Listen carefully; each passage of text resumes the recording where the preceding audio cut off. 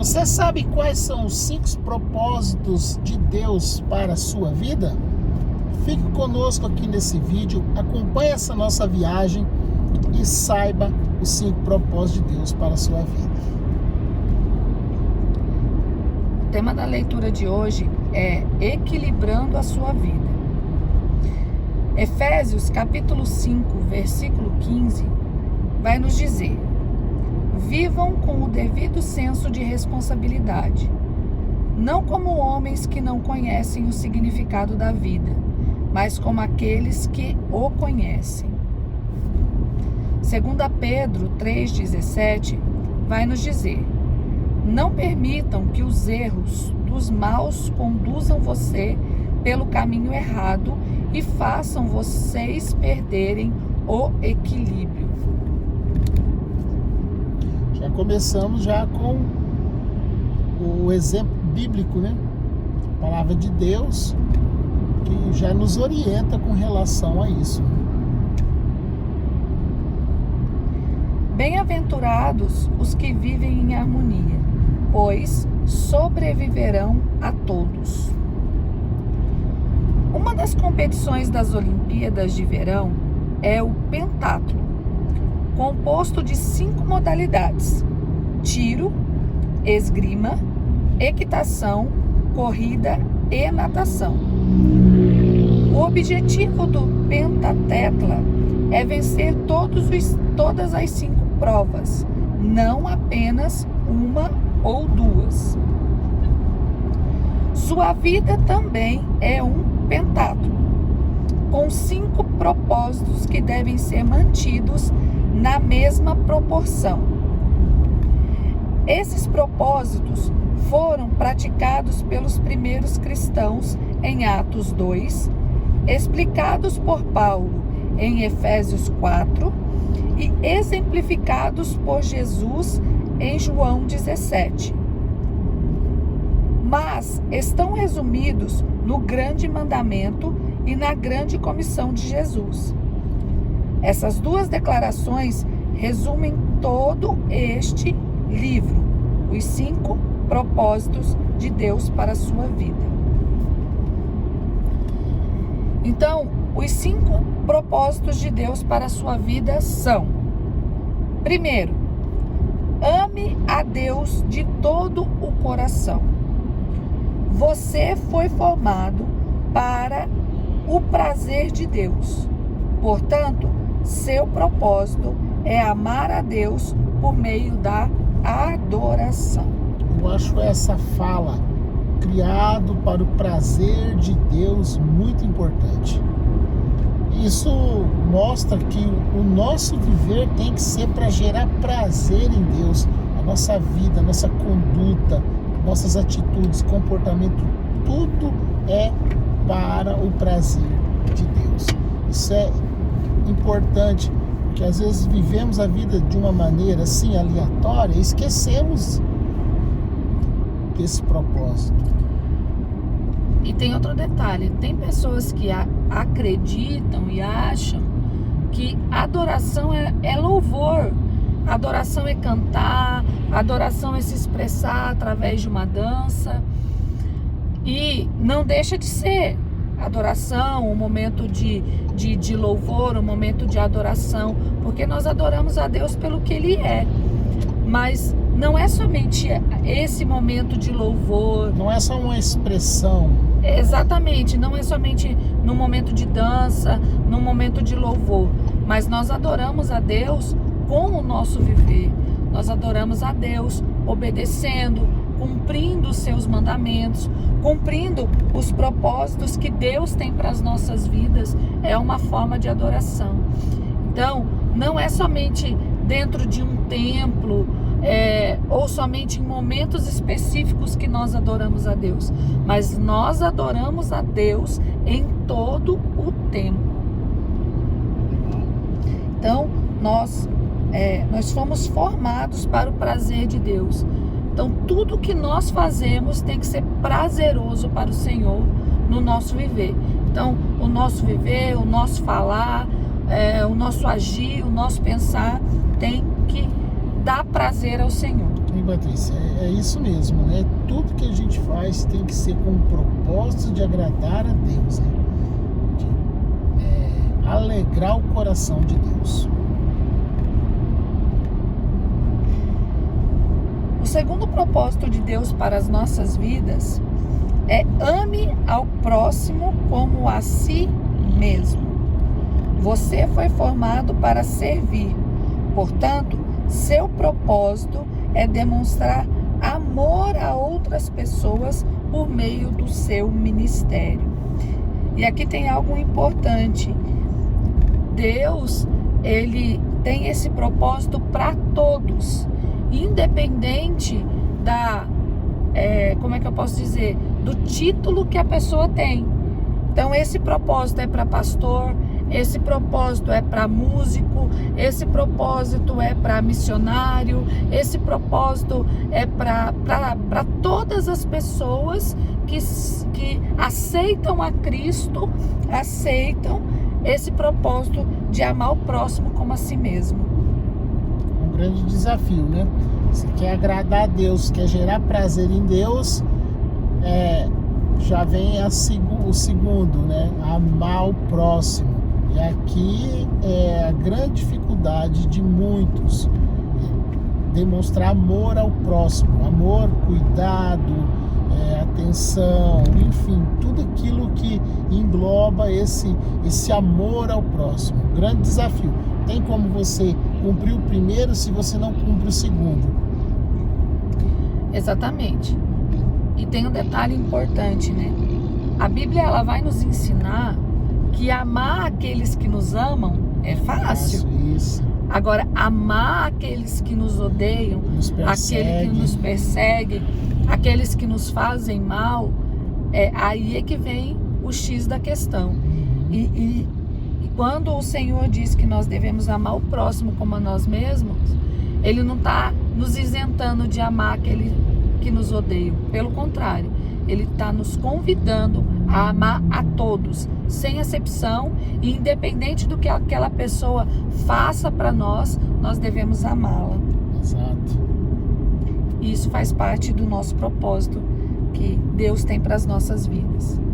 O terceiro propósito: vá e faça discípulos. Você foi formado para uma missão. Portanto, seu propósito é compartilhar a mensagem de Deus por meio do evangelismo. E aqui tem algo interessante. Muitas pessoas, elas se acomodam pelo fato de irem à igreja, de terem aceitado a Cristo, de irem à igreja, de servirem na sua igreja local. Mas nós fomos chamados para mais que isso. O Senhor nos chama para fazer discípulos. Então, nós não fomos chamados somente para ficar sentado num banco de igreja. Nós fomos chamados para ensinar sobre aquilo que nós aprendemos. Exatamente. Formar discípulo, fazer discípulo. Começa em casa, onde a gente estiver, a gente tem a chance de transmitir o conhecimento. Patrícia, sabe o que acontece? Muitas pessoas, com o passar do tempo, conhecem, adquirem habilidade na Bíblia, conhecem os textos bíblicos, têm um conhecimento bacana, maravilhoso, e não transmite, não consegue ensinar. As pessoas estão sedentas e muitas das vezes é você que Deus quer usar para transmitir conhecimento. Já percebeu quando você começa a falar de um assunto e a pessoa acha interessante, ela fica te questionando? Tá aí, essa é a chance que muitos perdem. Às vezes tem pessoas que Deus já colocou no coração, Deus já ensinou, mostrou esse propósito e ela não consegue desenvolver. E aqui eu volto a repetir o que eu disse no ponto anterior. Isso não é exclusivo de pastores, de professores, não é exclusivo de líderes. Esse é um chamado para todos que aceitam a Cristo. É pertinente a todo cristão, né? A todo cristão fazer discípulo. Nós vivemos um tempo hoje em que as pessoas estão sedentas por conhecer a palavra do Senhor, por conhecer o Evangelho, por conhecer a Bíblia. E muitas pessoas estão cheias desse conhecimento, mas não estão transmitindo, não estão fazendo discípulos.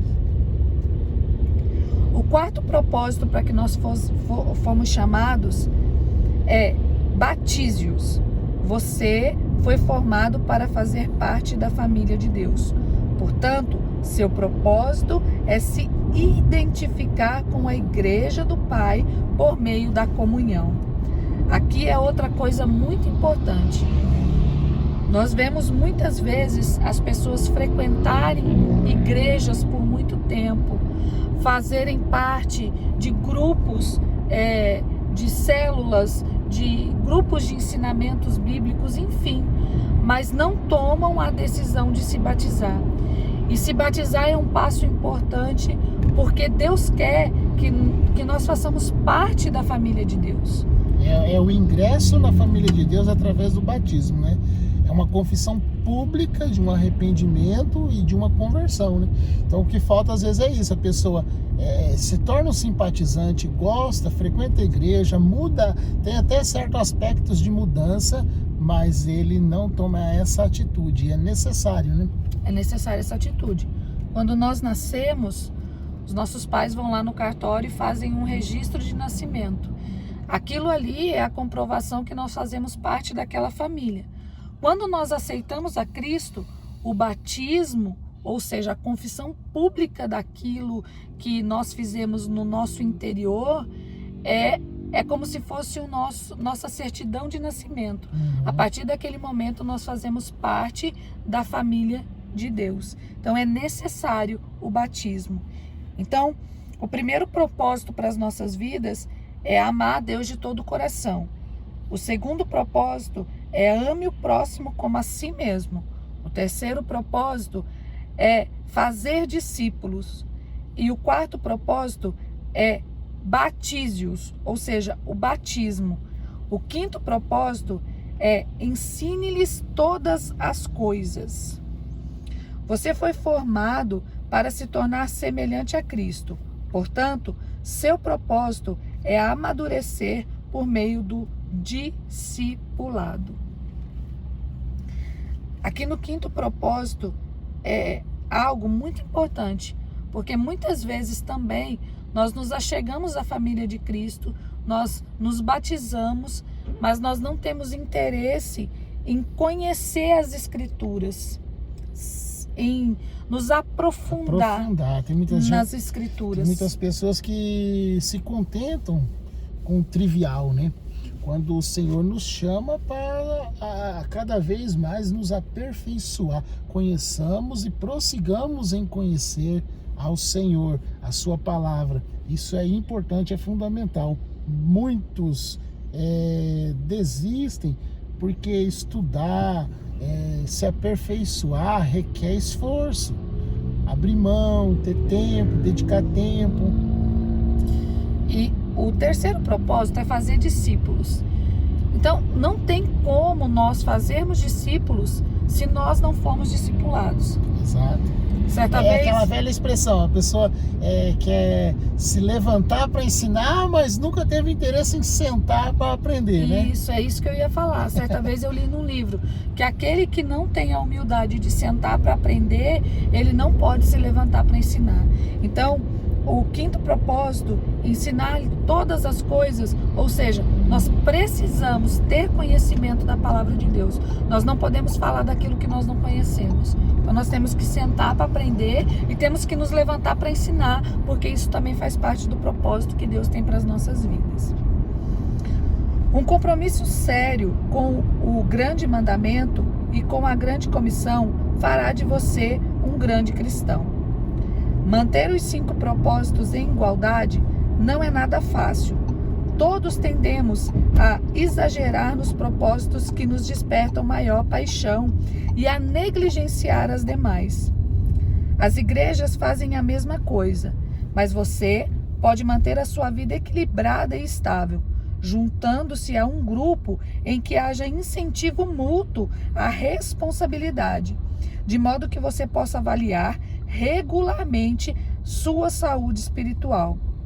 registrar seu progresso em um diário pessoal e transmitir o que aprendeu a outros. Essas 4 atividades são importantes para que a vida seja dirigida por propósitos. Se você deseja seriamente se manter no caminho certo, precisará desenvolver esses hábitos. Então nós precisamos desenvolver os hábitos para que esses propósitos sejam ativos na nossa vida. Nós não podemos somente viver adorando a Deus. Nós temos que também amar o próximo. Nós precisamos discipular, nós precisamos levar as pessoas a se batizar, precisamos ensinar as escrituras. Então, muitas pessoas, elas como posso dizer, elas ficam em apenas um propósito, ou às vezes 2, dos quais elas mais gostam, mas elas não aperfeiçoam os 5 propósitos para os quais nós somos chamados. E o correto é os 5, né? Para ser completo, para ter eficiência, né? Exatamente. Então, converse sobre o assunto com um companheiro espiritual ou em um grupo. Então, o incentivo aqui é para que haja reuniões para se conversar sobre a palavra de Deus. Reuniões para se conversar sobre assuntos pertinentes, para tirar dúvidas. Ali naquelas reuniões você vai aprender e também vai ensinar. A Bíblia diz: como o ferro torna cortante o ferro, de igual modo as pessoas podem aperfeiçoar umas às outras. Aprendemos melhor em comunidade. Nossa mente fica mais aguçada e nossas convicções mais profundas por meio da conversação. Patrícia, eu vejo aqui nessa passagem aqui um incentivo a congregar, a você estar com os irmãos na fé. Ultimamente, o que a gente tem visto é as pessoas desigrejadas, as pessoas querendo viver a fé em Deus, em Cristo, de maneira isolada, sozinho, não tem com quem conversar. Essa passagem que diz que o ferro afia o ferro, isso aí é importante. E aqui está um detalhe: às vezes nós estamos numa comunidade cristã e nós nos incomodamos com o comportamento, com o jeito, com a personalidade de outros irmãos, quando isso é ótimo e isso faz parte da essência. Você é diferente, cada um de nós somos diferentes, e esse ambiente de diferença, ele é bom para que possamos crescer na fé. Exatamente, nós precisamos uns dos outros, né? Então, como o ferro afia o ferro, um irmão afia o outro. É com o outro que nós aprendemos, é com o exemplo do outro, é com aquilo que o outro pode nos ensinar. Sim. E com respeito às escrituras, com respeito a tudo isso, nós sempre temos que nos perguntar: e daí? E agora? O que isso significa para mim, para minha família e para a nossa igreja? O que vou fazer a respeito disso? Paulo disse: ponham em prática o que vocês receberam e aprendam. Isso é muito interessante, porque muitas das vezes nós não conseguimos extrair alguma coisa das escrituras porque nós não fazemos essas perguntas. Quando aprendemos algo, nós temos que perguntar: e daí? E agora? O que isso significa para mim? O que vou fazer a respeito disso?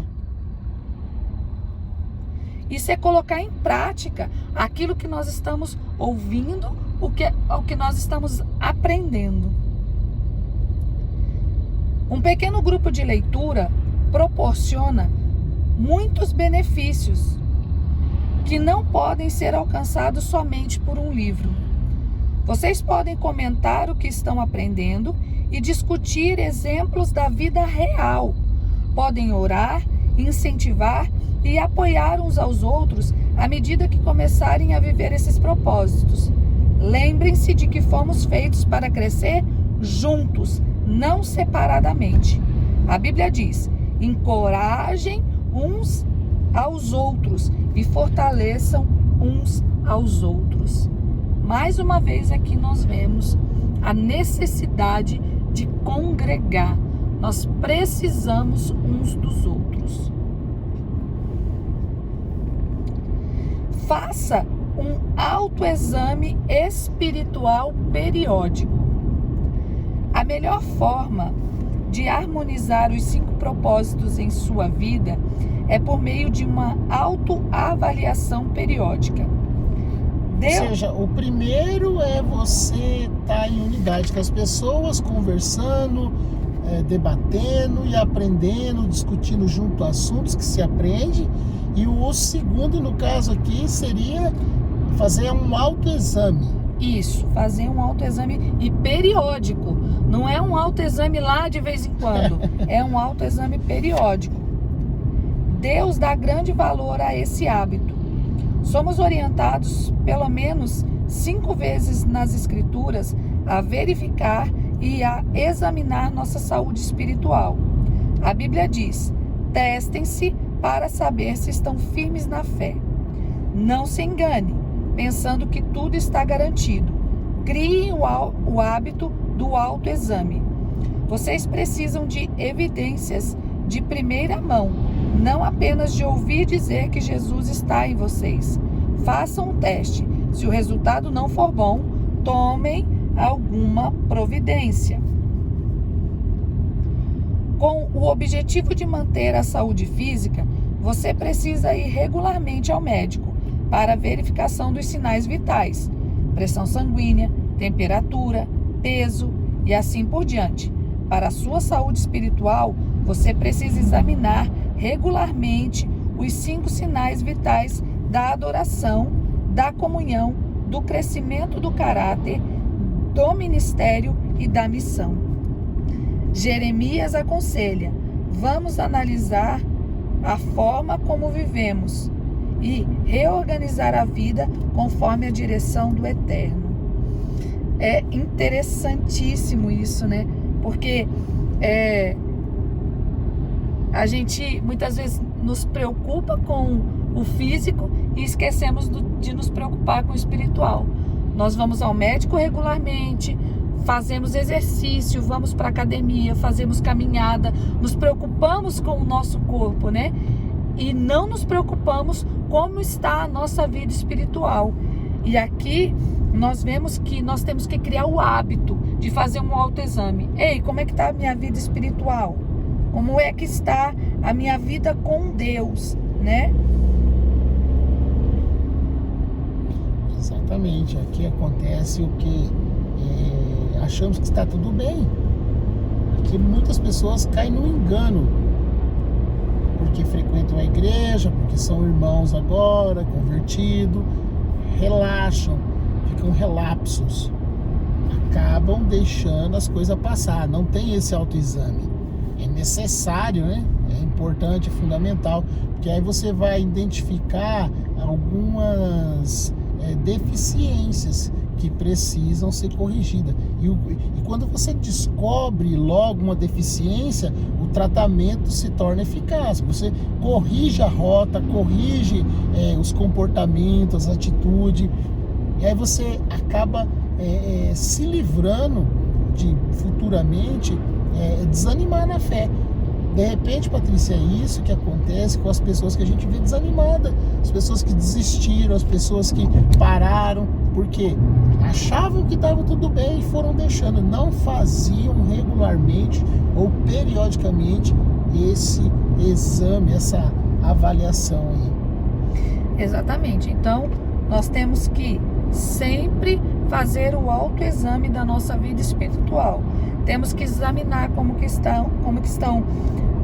está a nossa adoração, ou seja, a nossa comunhão com Deus, a nossa comunhão com o próximo, o nosso crescimento no caráter, como está a nossa transformação de vida, o nosso ministério, como que nós estamos fazendo aquilo que Deus nos chamou para fazer, e a nossa missão, ou seja, cumprindo o propósito que Deus tem para as nossas vidas. Então nós temos que fazer um autoexame da nossa vida espiritual periodicamente. Anote seu progresso em um diário. A melhor forma de consolidar o progresso no cumprimento dos propósitos de Deus para a sua vida é mantendo um diário espiritual. Não se trata de um registro dos acontecimentos, mas das lições de vida dos quais você não gostaria de se esquecer. A Bíblia diz: é fundamental que nos apeguemos com firmeza ao que ouvimos para que não nos desviemos. Podemos nos lembrar do que registramos. Escrever ajuda a esclarecer o que Deus está fazendo em nossa vida. A Bíblia registra várias ocasiões em que Deus ordena a alguém a manutenção de um diário espiritual. Por exemplo, conforme a orientação do Senhor, Moisés manteve um registro de progressão deles. Não lhes deixa contente o fato de Moisés ter obedecido à orientação de Deus de registrar a jornada espiritual de Israel? Se ele fosse preguiçoso, seríamos privados das poderosas lições da vida do Êxodo. Embora seja improvável que seu diário espiritual venha a ser tão amplamente conhecido quanto o de Moisés, ele ainda é importante. Na NVI, lemos: Moisés registrou as etapas da jornada deles. Sua vida é uma jornada, e uma jornada merece um diário. Espero que você, tendo uma vida dirigida por propósitos, escreva sobre as fases da sua jornada espiritual. Não anote apenas o que for agradável. A exemplo de Davi, registre suas dúvidas, seus temores e suas lutas com Deus. As maiores lições vêm do sofrimento. E a Bíblia diz que Deus mantém um registro de nossas lágrimas. Sempre que ocorrer problemas, lembre-se de que Deus os utiliza para cumprir todos os cinco propósitos em sua vida.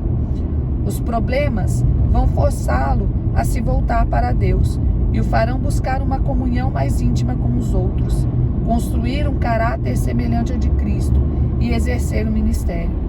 Também vão gerar um novo testemunho. Todo problema é dirigido por propósitos. Então é um hábito bom, um hábito saudável escrever, né? Para você sempre estar lembrando e vendo, segundo o conselho aí, para ver o progresso, né? Ver a diferença, né? O antes e o depois. Exatamente. Olha que interessante, né? Aqui, o escritor, ele está dizendo aqui, né? Que os problemas vão forçá-lo a se voltar para Deus, ou seja, se voltar para a adoração, o farão buscar comunhão mais íntima com os outros, ou seja, muitas vezes o problema vai fazer com que a gente entenda que nós precisamos um dos outros, construir um caráter semelhante ao de Cristo e exercer o ministério. Então, é interessante anotar num diário ou anotar num papel aquilo que nós aprendemos com as circunstâncias das nossas vidas, com os problemas, não somente com aquilo que passamos que foi ruim, mas com aquilo que também foi bom. Exato. O exemplo aqui, ele diz de Moisés, que escreveu aquilo que eles passaram no deserto, mas ele também fala de Davi, que escrevia as suas angústias, as suas aflições, os seus sofrimentos, as guerras que ele teve.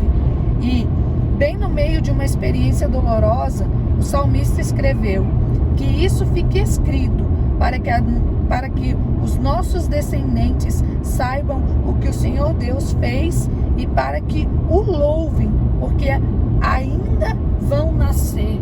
Então, aquilo que nós passamos também vai servir de exemplo para a nossa próxima geração.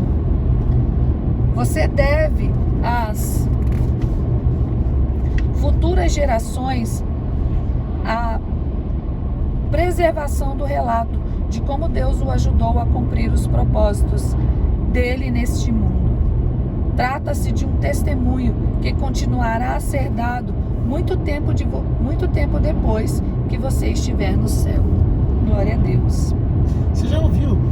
E é até bonito de ver, às vezes a gente escuta por aí alguns netos de avós que foram crentes e escreviam e tinham um caderninho com testemunho, pedido de oração, e depois que eles partem, eles acham esse material e aquilo fica ali registrado. É tão bonito isso, né? E é isso que está pedindo para fazer, né? Para relatar isso. Isso serve para nós atualmente e para as futuras gerações que terão acesso a desafios, lutas. Às vezes um conhecido não sabe o que você passa, mas amanhã depois, quando pega um relato desse, um caderno, uma agenda, um diário, ele descobre que você enfrentou batalhas. De repente vai ajudar ele em batalhas que ele está passando no momento, né? Então por isso que é fundamental, é importante ter um caderno diário, de anotação, né? Exatamente. Transmita aos outros aquilo que você sabe. Se você quer continuar crescendo, a melhor forma de aprender mais é transmitir o que já aprendeu. Quem abençoa os outros é muito abençoado. Quem ajuda os outros também recebe ajuda. Quem passa adiante suas impressões obtém ainda mais de Deus. Agora que você compreende o propósito da vida, é sua responsabilidade levar adiante essa mensagem. Deus o está convocando para ser seu mensageiro. Como lembra Paulo, agora quero que você diga essas mesmas coisas a seguidores que possam ser designados para transmitir isso aos outros. Neste livro, passei a você o que aprendi com outras pessoas sobre o propósito da vida. Agora chegou sua vez de transmitir esses conhecimentos. Você provavelmente conhece centenas de pessoas que não sabem qual é o propósito da vida. Compartilhe essas verdades com seus filhos, amigos, vizinhos e colegas de trabalho. Muita gente perdida, Patrícia. Ainda tem muitas pessoas que fazem aquela seguinte pergunta: por que eu existo? Por que eu nasci? Tem uns que chegam a ser até arrogantes assim: eu não pedi para nascer, sabe? Negligenciando um propósito de vida, negligenciando algo que Deus quis que acontecesse, um propósito. E acontece que as pessoas estão perdidas, não têm conhecimento dos seus propósitos de vida. Por isso está aqui. Se a gente aprende, a gente precisa transmitir. Eu achei muito interessante quando ele diz aqui: quem abençoa os outros é muito abençoado. Quem ajuda os outros também recebe ajuda. Quem passa adiante suas impressões obtém ainda mais de Deus. Mais bem-aventurado é o que dá do que o que recebe. Tem muita gente hoje que está na posição de doar, de dar. E dá o quê aqui? Dá conhecimento, dá instrução, dá orientação, transmitir verdade, transmitir vida. Exatamente. Quanto mais você sabe, mais Deus espera que você use tal conhecimento para ajudar os outros. Tiago disse: qualquer um que sabe o que é certo a fazer e não o faz, está pecando. O conhecimento aumenta a responsabilidade. Transmitir o propósito da vida, porém, é mais do que uma obrigação. É um dos grandes privilégios de nossa existência. Imagine como o mundo seria diferente se todos conhecessem seu propósito. Paulo disse: se você ensinar essas coisas aos outros seguidores, será um bom servo de Jesus Cristo. Glória a Deus. Nós estamos aprendendo, nós estamos transmitindo. E que as outras pessoas também possam transmitir aquilo que têm aprendido. Tudo é feito para a glória de Deus. O motivo que nos leva a transmitir o que aprendemos é que tudo será para a glória de Deus e para o crescimento do reino. Na noite anterior à crucificação, Jesus disse ao Pai: eu te glorifiquei na terra, completando a obra que me deste para fazer. Quando Jesus orou com essas palavras, ainda não tinha morrido por nossos pecados. Então, que obra ele havia completado? Nesse caso, ele estava se referindo a algo distinto da explicação. A resposta está no que ele diz nos 20 versículos seguintes de sua oração. Jesus disse ao Pai o que havia feito nos últimos 3 anos, a preparação dos discípulos para viver conforme os propósitos de Deus.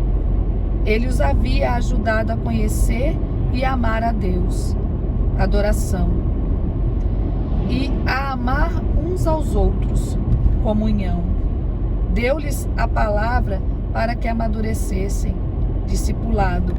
Mostrou-lhe como servir, ministério, e enviou-os a pregar o evangelho, missão.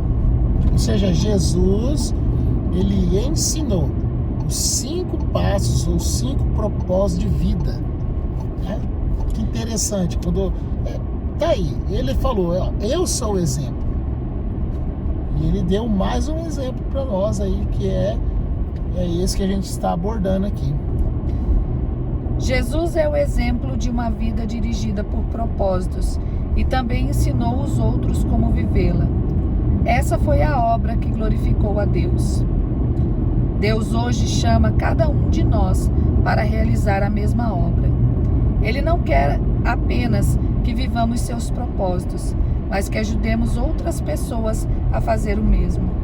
Deus quer que apresentemos Cristo às pessoas, trazendo-as para a comunhão, ajudando-as a amadurecer e a descobrir como servir, e em seguida que as enviemos para alcançar outras pessoas também. É disso que se trata uma vida dirigida por propósitos. Independente de sua idade, o restante de sua vida pode ser a melhor parte dela, e você pode hoje começar a viver com propósitos. Então, eu achei aqui, Patrícia, desculpa cortar aqui, mas é muito importante isso. Às vezes a gente fica muito preocupado em querer reter as pessoas, mas o propósito é amar elas, né? Ajudar as pessoas, discipular elas, ensinar para enviar. As pessoas têm que ser enviadas. Uma pessoa bem preparada, uma pessoa convertida, bem preparada, bem discipulada, ela vai gerar discípulos. Esse é o propósito de Deus. Quando primeiro lá, nós somos criados para agradar a Deus, para gerar prazer em Deus. O prazer de Deus é ver as pessoas sendo salvas, porque o seu Filho Jesus deu a sua vida, verteu o seu sangue na cruz para as pessoas serem salvas. Então isso gera prazer em Deus. Ah, como eu posso gerar prazer em Deus? Está aí. Viver uma vida de propósito. Esse propósito é para qual finalidade? Para que as pessoas se convertam. Exatamente. Então, nós temos que entender quais são os 5 propósitos. Jesus ensinou quais são os 5 propósitos. Jesus ensinou os discípulos então Jesus ensinou os discípulos, ajudando eles a conhecer e a amar a Deus. Ou seja, nosso primeiro propósito, conhecer e amar a Deus, adorar a Deus. E aqui eu quero lembrar que adoração não é somente louvor. Adorar a Deus com o que nós somos, obedecendo a sua palavra, obedecendo as suas escrituras, vivendo de acordo com a vontade de Deus. Então, Deus deu a palavra para os discípulos para que eles amadurecessem. Então, nós temos que nos alimentar da palavra para que nós venhamos a amadurecer. E nós precisamos fazer discípulos, né? Isso é fazer discipulado. Nós somos discipulados e nós, em seguida, precisamos discipular. Então, mostrou como servir, ministério. Nós fomos chamados para servir, para viver em comunhão, para amar uns aos outros, né? E nos enviou para pregar o evangelho. Nós não podemos ficar somente nos alimentar. Nós precisamos alimentar outras pessoas. Então, o tema para reflexão: bem-aventurado os que vivem em harmonia.